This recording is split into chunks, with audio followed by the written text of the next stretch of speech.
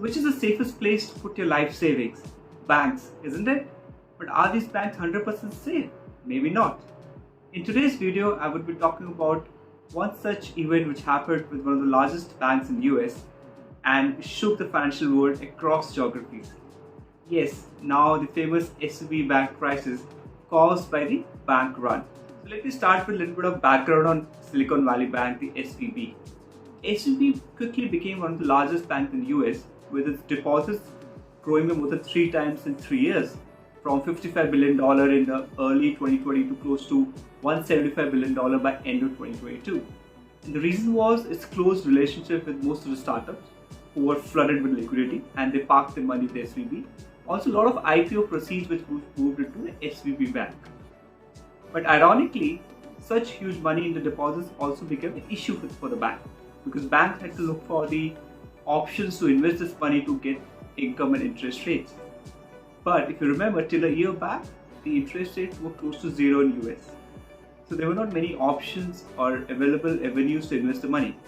So what did the bank do? Was a big mistake. Now, instead of parking those funds in short-term treasury papers, the bank decided to invest in long-term government securities and mortgage-backed securities to make more 1 to 1.5% kind of returns.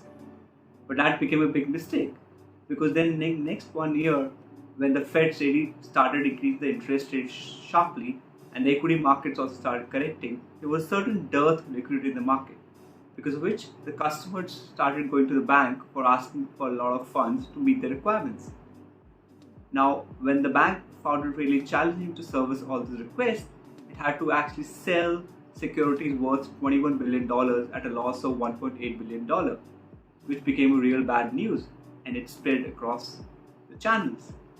When you see a lot of experts coming to Twitter and saying that there is something wrong with the bank, which finally led to the bank run. And it's basically when a lot of your customers and depositors, they go to a bank to withdraw their money at the same time out of a fear of losing money.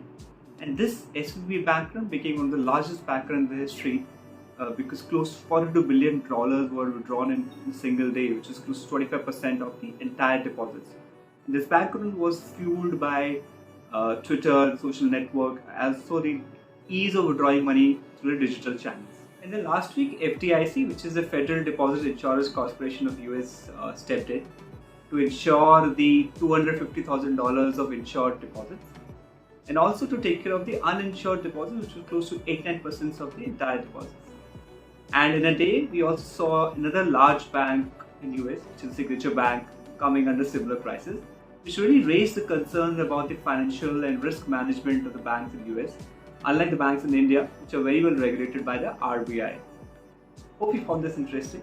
Thank you.